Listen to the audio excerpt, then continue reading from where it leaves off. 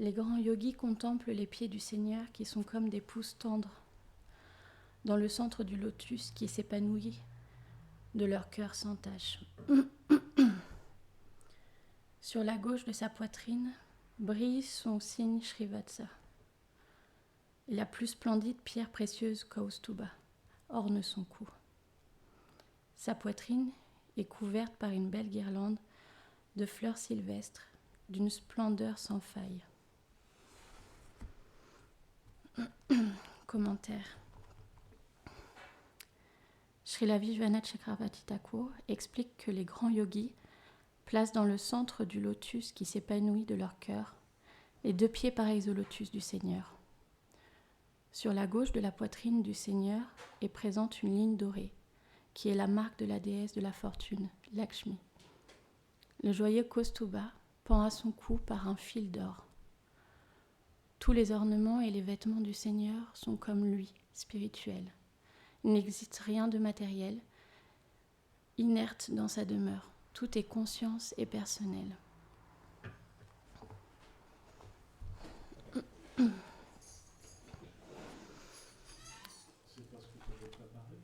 C'est parfait pour ce que j'avais préparé.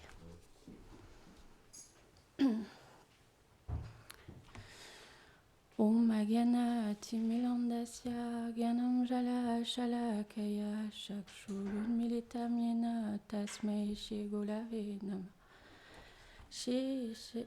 Jai Shri Krishna Chaitanya Prabhu Nityananda Shri Advaita Gadadhar Shivasati Gaura Bhakta Vrinda.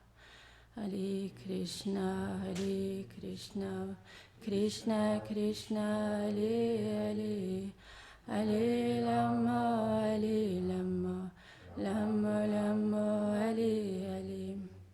Namo Vishnu Padaya, Krishna Preshtaya Bhutale, Shrimate Bhaktivedanta Swami Niti Namine.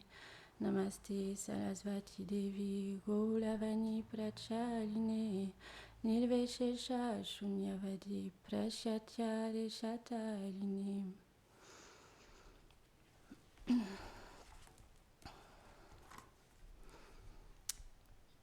Aujourd'hui, on va parler des pieds pareils au lotus du Seigneur.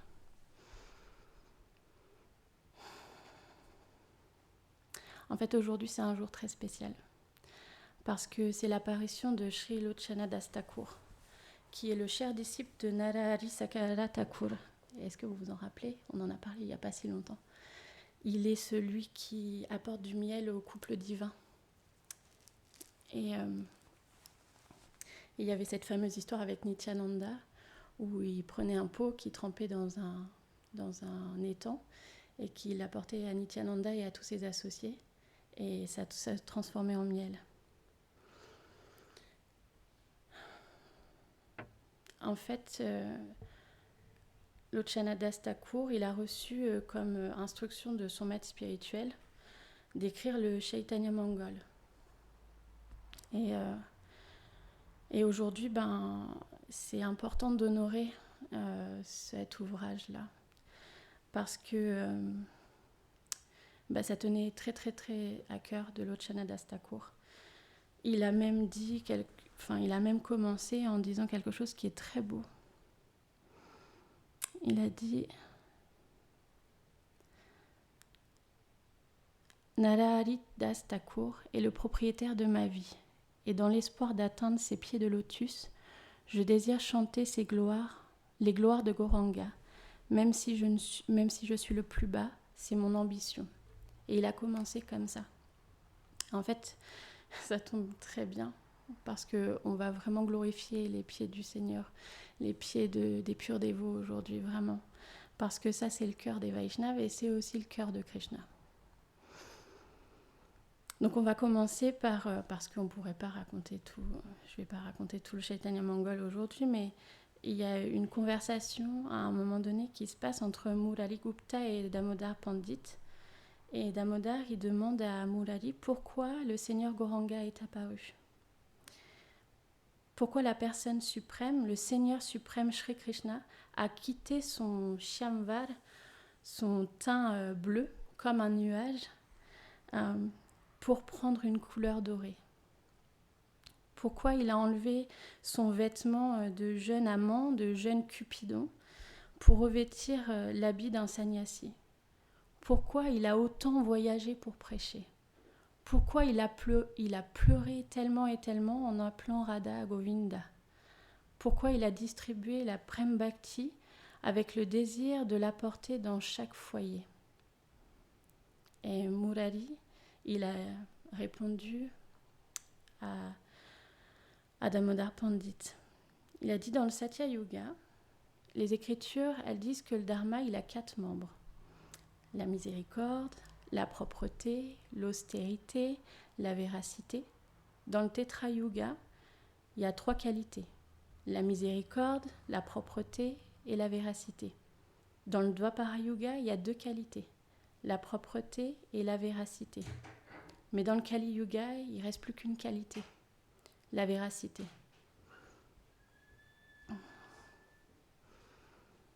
Ok. Et Narada Muni, quand il a vu que l'irreligion, elle venait prendre la place dans ce monde, qu'elle venait prendre la place de la religion dans ce monde, il a eu une immense compassion qui est apparue dans son cœur. Mais ce désir, il était tellement puissant qu'il a été forcé par cette compassion dans son cœur de faire quelque chose. Et il a pensé qu'il y avait seul Krishna pouvait faire quelque chose. C'était tellement bas dans le Kali Yuga, enfin vraiment c'est décrit à différents passages, c'est tellement bas ce qu'il y a dans le Kali Yuga. Les êtres, ils sont tellement focusés sur prendre plaisir de la matière, prendre plaisir avec leurs sens, que ça fait pleurer les dévots du Seigneur, profondément. Et il savait que seul Krishna pouvait faire quelque chose pour les êtres dans ce monde, parce qu'il n'arrivait plus rien à faire. Et on sait tous que le désir qu'il y a dans le cœur d'un pur dévot, c'est le désir aussi de Krishna. De la même manière qu'on peut dire que le désir qui existe dans le cœur de Krishna, c'est le désir qui vit dans le cœur d'un pur dévot. Et Narada Muni, il s'est dit, mais si je suis un vrai serviteur de Krishna, eh ben, je vais être capable de faire venir Krishna dans le Kali Yuga. Et il s'est vraiment mis comme mission de faire venir Krishna dans le Kali Yuga. Mais aussi, il allait faire pas seulement venir Krishna, il allait faire venir toutes les armes de Krishna. Et alors on le sait parce que Krishna, il a beaucoup de vaillance à l'intérieur de lui. Mais dans le Kali Yuga, ça prend une forme qui est un petit peu différente. C'est que ces armes, elles seraient ses associés. Alors il allait faire venir même les demi-dieux. Il allait même faire venir la déesse Katyayani, Brahma, tellement de personnages comme ça, qui allaient venir pour pouvoir sauver les êtres du Kali Yuga. Alors Narada Muni, il a commencé un voyage dans le Kali Yuga avant, et pour pouvoir voir vraiment la condition des êtres. Et ça l'a tellement affligé de souffrance de voir les êtres perdus, totalement perdus dans l'oubli de Krishna, qui refuse même de chanter les saints noms. Il avait beau, parce que Narada Muni, il est parti, il s'est mis à chanter. Mais il ne chantait pas d'une manière simple.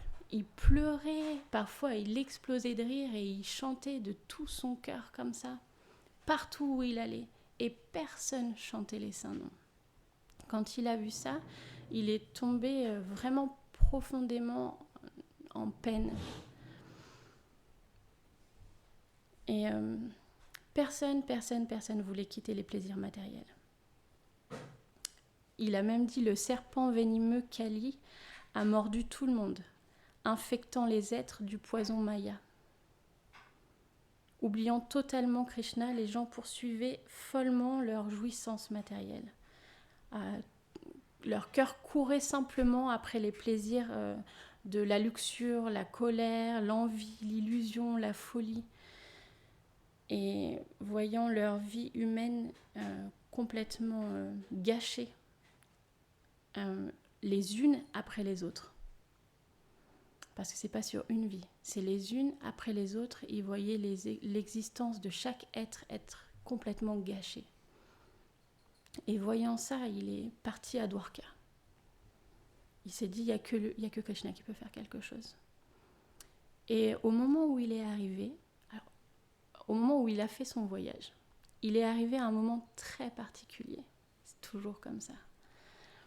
Parce que le Seigneur Krishna, il venait de passer la nuit avec Satyabhama. Et il avait décidé, après ça, de rendre visite à la reine Rukmini. Et quand la reine Rukmini, elle a entendu que Krishna arrivait dans son palais, tout était impeccable. Mais elle s'est remise à tout renettoyer. C'est comme ça qu'on doit recevoir Krishna. Même si tout est propre, on renettoie tout. C'est un exemple. Et elle a tout nettoyé, elle s'est bien habillée, parfaitement. Et il y a des musiciens qui ont commencé à accompagner en fait l'arrivée de Krishna avec des douces vibrations comme ça sonores pour le saluer, pour son arrivée. Elle a allumé des lampes à ghee partout, des l'encens partout. Et quand il est arrivé, en fait, son service, alors il y avait différentes personnes, mais on va se concentrer juste sur Rukmini. Elle lavait les pieds du Seigneur. Et elle lui a fait l'arti, mais elle pleurait tellement quand elle lui lavait les pieds que Krishna, il a été perturbé et il a dit, mais qu'est-ce qui t'arrive ? Est-ce que parce que la veille, ils avaient eu... vous savez, Krishna, des fois, il taquine. Et il avait taquiné Rukmini et il a dit, mince, est-ce que j'ai pas blessé ton cœur trop profondément avec les chamailleries ? Et il pensait que c'était ça qui faisait pleurer Rukmini. Mais elle lui a dit qu'il ne comprenait pas. Il ne comprendrait pas ce qu'elle allait lui expliquer. Car même si le Seigneur sait toutes choses, il serait impossible pour lui qu'il comprenne le cœur de celui qui aime tes pieds pareils au lotus. Et Krishna, il lui dit, je ne comprends pas. Qu'est-ce qui me reste à moi, inconnu ? Vous comprenez ? Parce qu'il sait toutes choses, Krishna. Qu'est-ce qui lui reste inconnu ? Parce qu'elle a vraiment insisté sur le fait que jamais il pourrait comprendre comment c'est possible l'amour, le prème qui sort de celui qui adore ses pieds pareils au lotus. Krishna, il était captivé par ça, parce qu'elle venait de dire, par la supposition qu'elle venait de faire, qu'il ne pourrait pas comprendre cette chose-là. Quelle est donc cette substance rare qui a le plus de valeur, la chose qui a le plus de valeur dans les trois mondes ?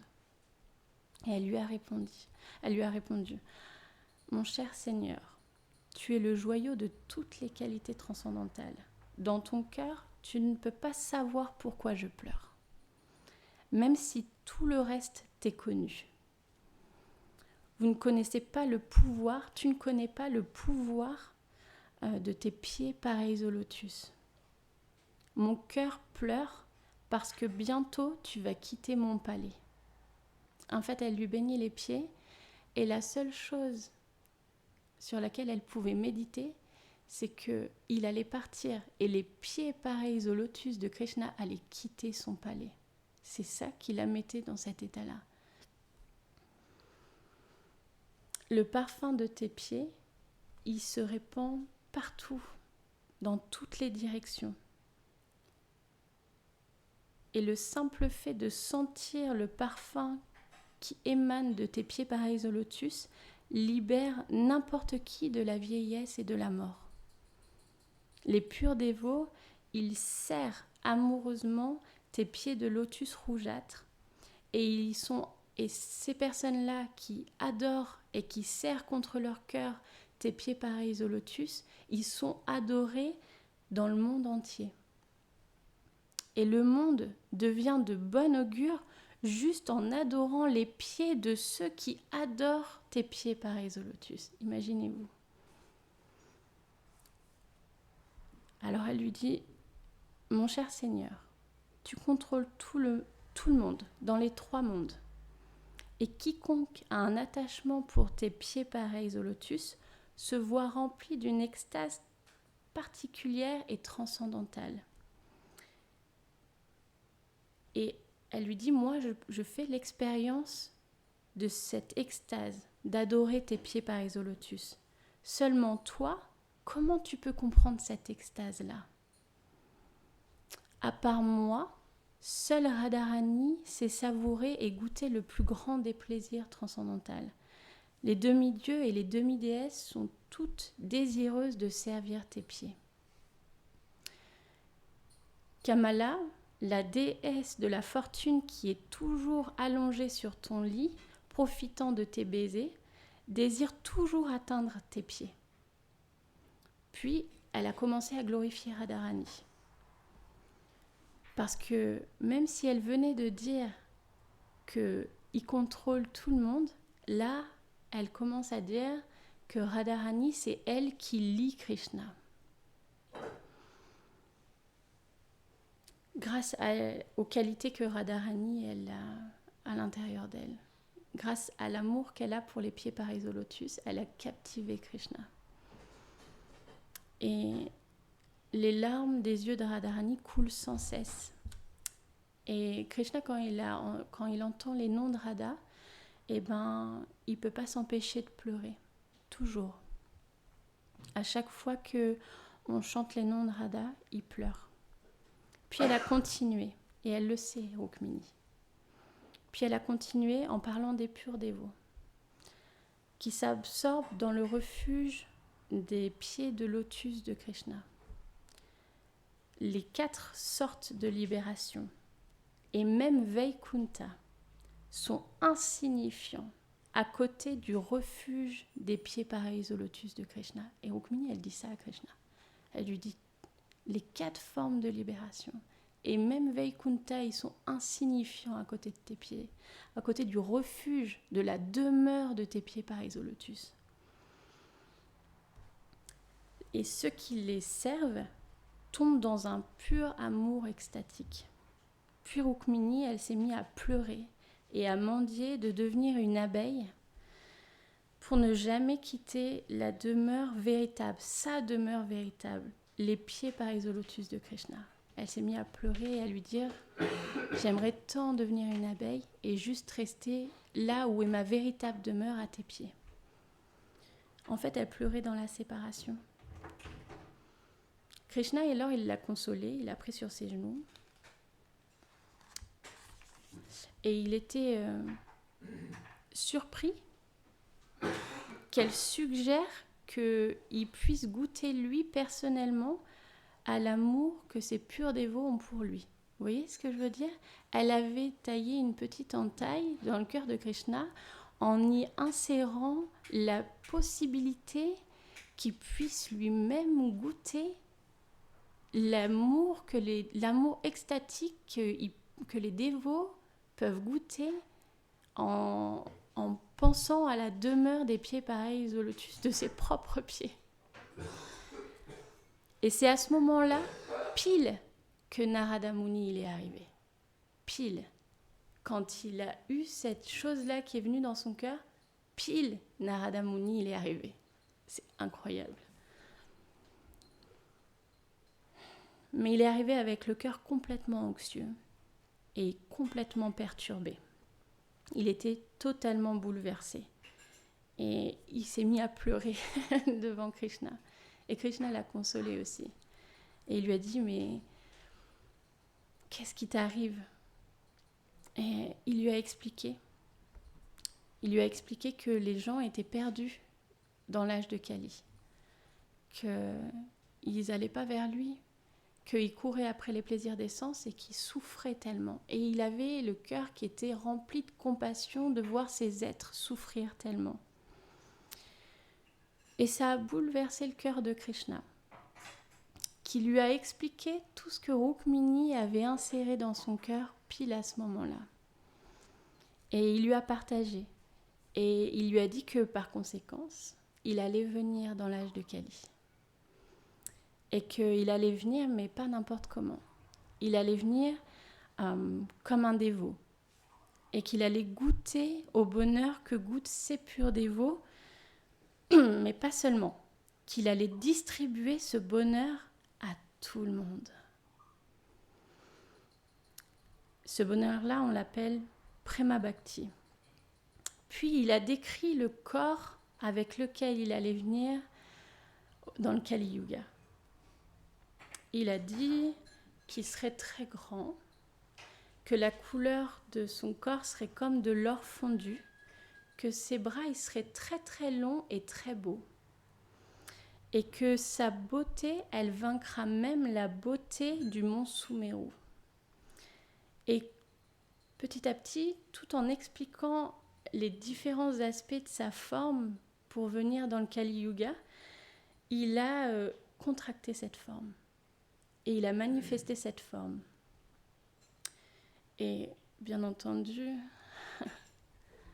Narada Muni, il est tombé en extase de voir la forme de Gauranga.